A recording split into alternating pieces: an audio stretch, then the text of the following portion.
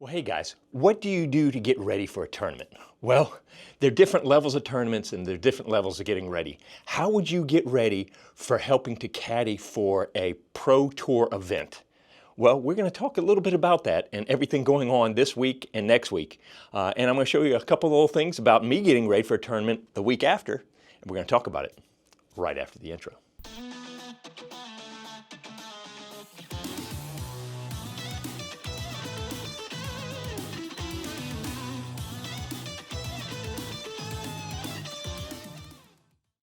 Okay, folks, I've been able to caddy for two different professional tournaments. Almost 3 years ago now, I caddied for Sullivan Tipton at the Champions Cup in Augusta, which is my hometown, and that was an awesome experience, which encouraged me to reach out, and I caddied for Kevin Kiefer last year at the Music City Open. Now, Kevin is not touring right now, but I did reach out to Sully, and we thought we had connected that I was going to caddy for him, but there was a little confusion. He thought he was having me caddy for this weekend, which is in Arkansas. And he already booked Robbie C. for Nashville. And as much as I love Robbie C., I might have to slash his time. No, I'm kidding. I'm kidding. I wouldn't do that. But anyway, so I did reach out, and there's another pro, Clay Edwards, that I enjoyed. We played 2 rounds with him at Music City Open last year, and I reached out to him, and I may caddy for him. So that's where I find myself right now is I had already cleared my schedule, gotten the day off, gotten a hotel and everything to go up there thinking I was going to caddy for Sully. It was totally our fault in communication. No bad feelings for Sully. It just happens. But so I'm already geared up to go there, so I might as well. And what happened was when I thought I was going to go for Sully, I had just finished doing a video project for a wedding that kind of popped up last minute. And I got a little extra cash and I was like, okay, one of the things I remember about caddying for Kevin last year, first of all, his bag was heavy. And second of all, it's long. It's a long, hilly course. It about killed me every day carrying that bag around. And I said, aha, I'm going to play it smarter this year. And so I bought a cart. So now here's the deal. I've got a cart and I've kind of rigged it up for both me playing in the tournament, but also for going and helping out caddying. And there are 2 different mindsets for that, and we're going to talk about it in just a second. But I may or may not be caddying. I have a feeling because the weather's going to be bad, it's going to be rainy, having somebody caddy in the rain makes a big difference in your game. So I think I'll be able to help somebody out if I go up there. So I'm planning on going up there. So you could definitely pray for an opportunity for me to be able to serve somebody up there because that's what I like to do. I like to try to serve and help out any way I can. And plus it's fun, you know. Okay, let's take a look at the cart. So I got the the Bag Boy Quad XL with the 4 wheels, and I think the 4 wheels are a little more stable than the 3 wheel. And the thing is, they just took off the little flaps that go on a regular golf bag cart and then called it a disc golf cart. May even charge a little bit more or about the same. But the thing is, I came along and I try to be frugal. I've built a couple of these carts in the past, and I said, oh, I'm good. And then when I got it, I was thinking for the tournament, well, dang, I want to be able to have the player be able to sit. So I ended up having to order the seat for it, which is nice. You can just take this, pop this in. So easy when the video's not going. There we go.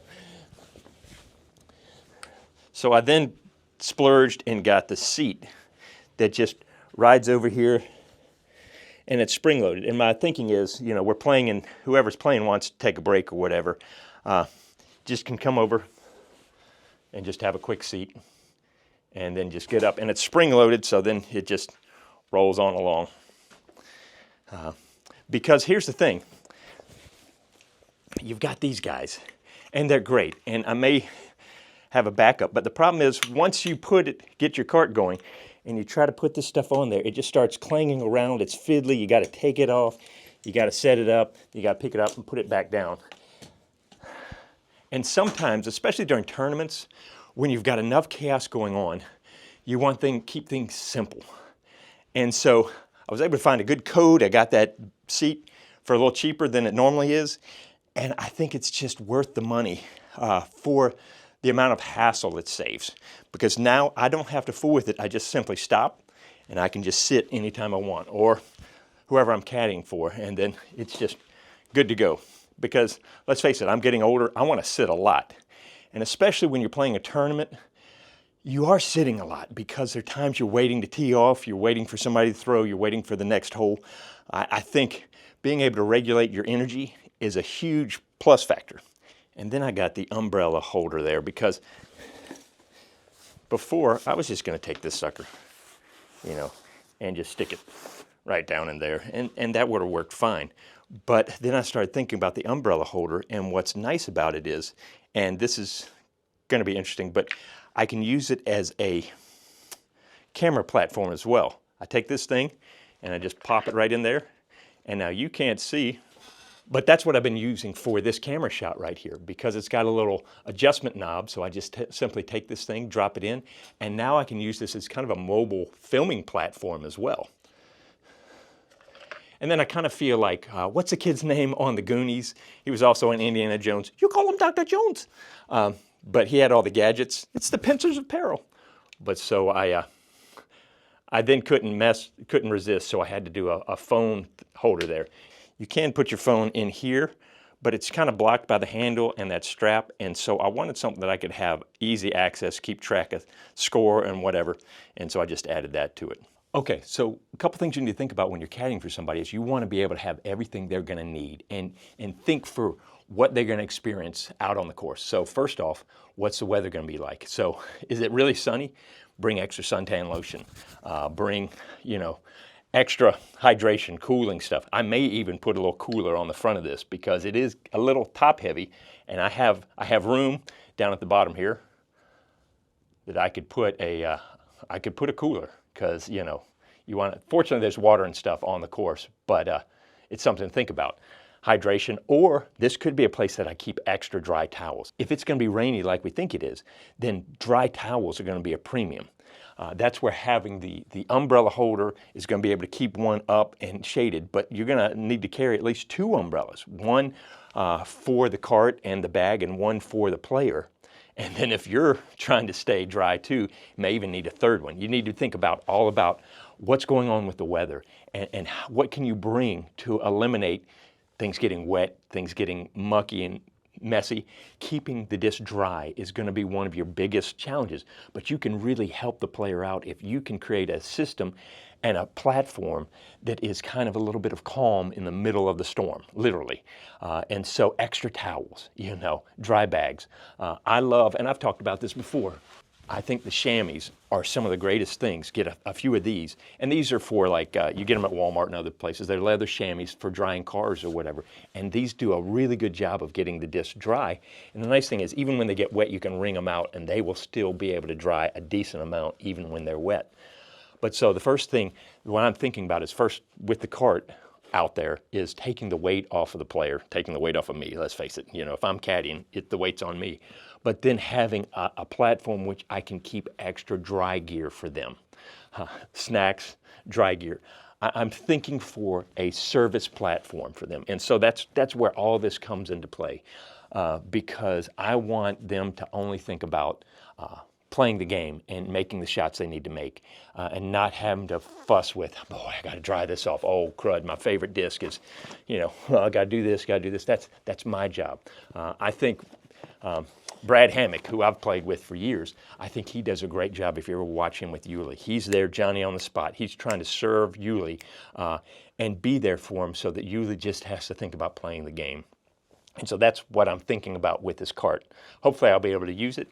And this is all theory right now because I haven't put this cart into practice in a tournament, but we shall find out.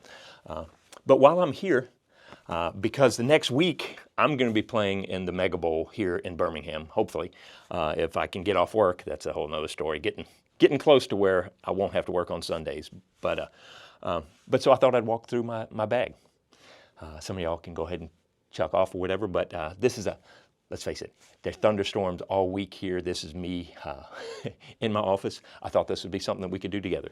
All right, so now I don't know about you, but I have to set up my bag in a system so that I know where the discs are, and then I can tell when I'm missing one, because I'll get out there playing and all of a sudden I go, I'm missing a disc. What disc am I missing? And so for me, I go from fastest, most stable, to slowest, least stable. And so I'm just gonna do this real quick. I have my super beefy Boss that is just a meat hook. I know I can crank this. I can put this forehand anhyzer and it's gonna cut back around. And it's just, 13 speed, but I use it as my utility disc to do so much with because it's just super overstable. I've had it for a couple years now. Then I put this in the bag because I'm going to be playing some windy open holes where I'm going to need to rip into the wind. And so this is just a teleport, which is a 14.55, 1.5, oh, minus 1.5, 2.5. And this is just crank it out there and trust that it's going to be able to come back. It's not as beefy as the Boss, but it's got a little pushback to it so that if in the wind, I can still rip on it and it's going to come back.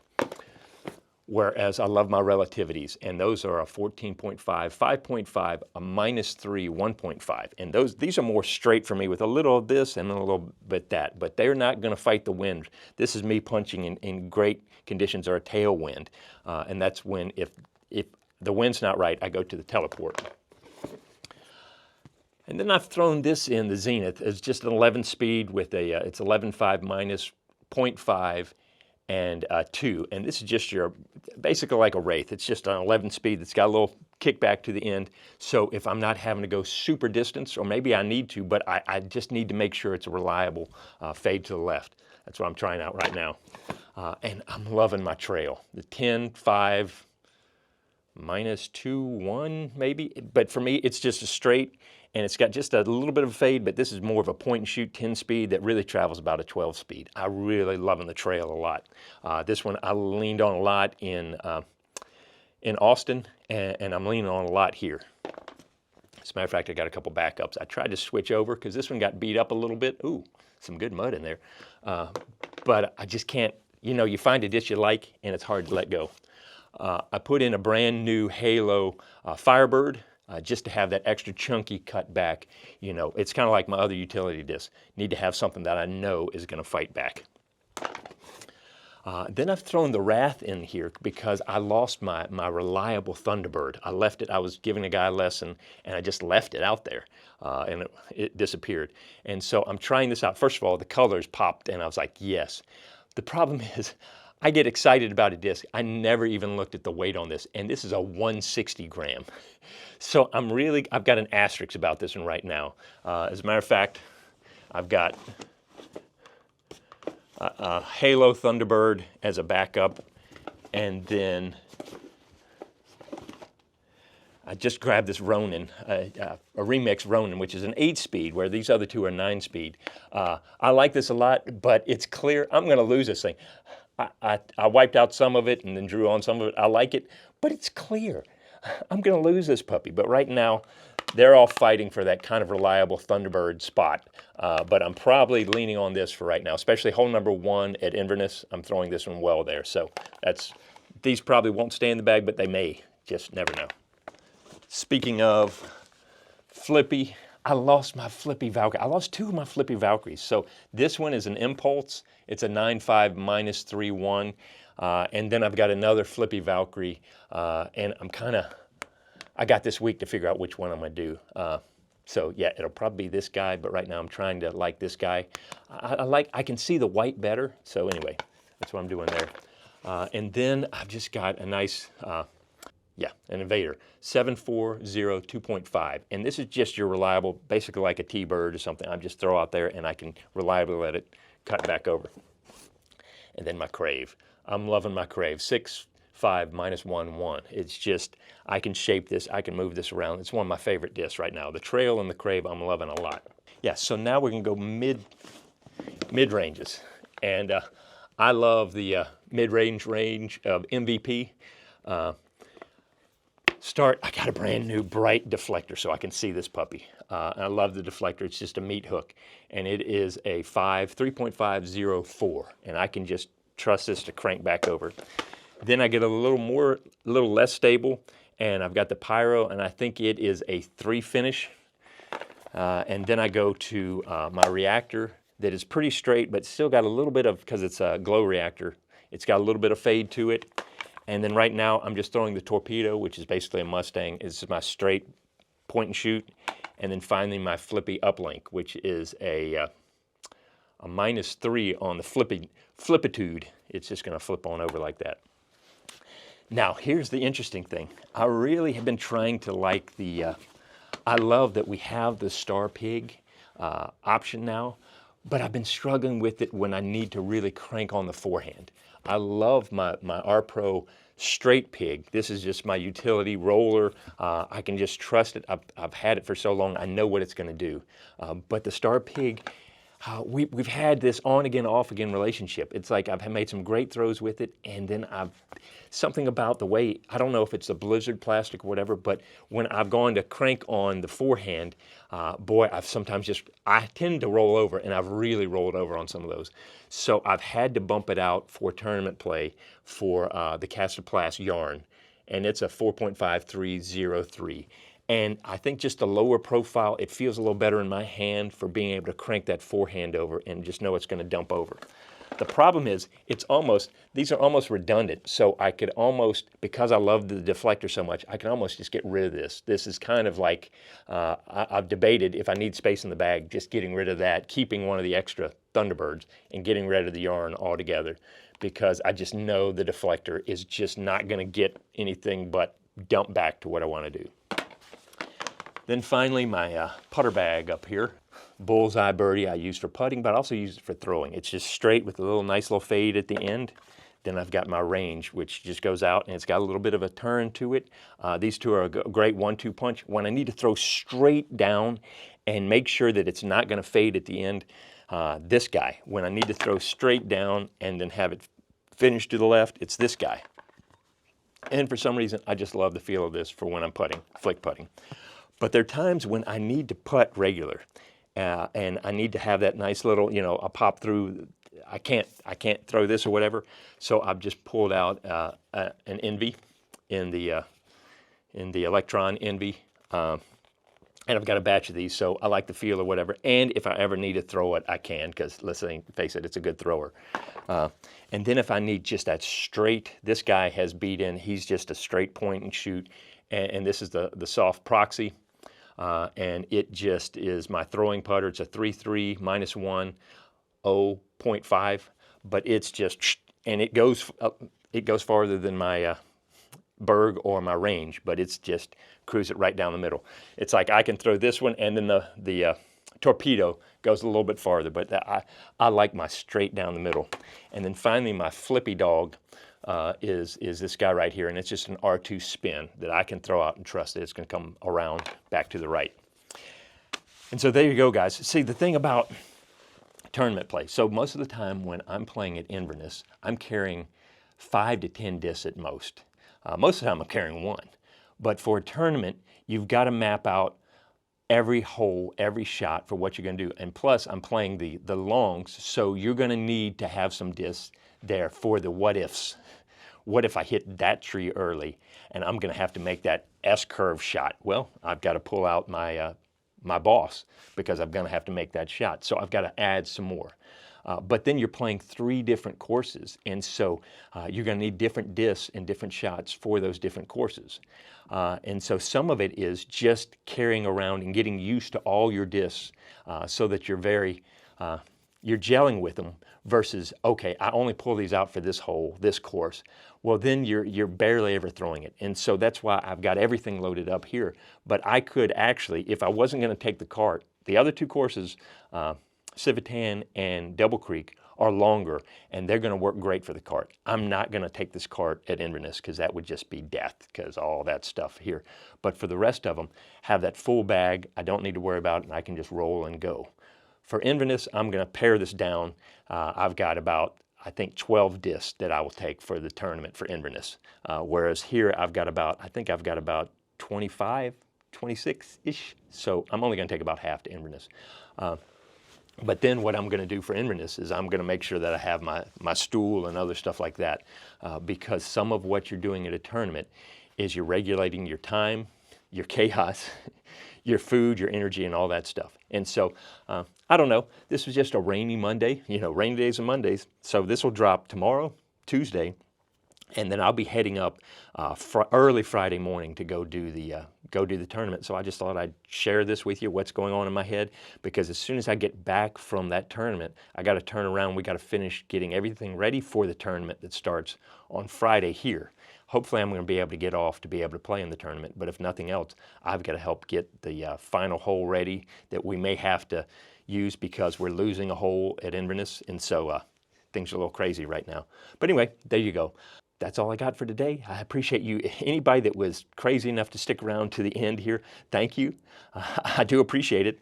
I'd like to think that maybe I give you some sort of inspiration, or I'm in the background just yammering away and you're doing other stuff and you just let it play, and I'm good with that too. But anyway, there you go. That's my thoughts for this Monday morning, and I appreciate you coming along with me, and I hope to see you out on the course.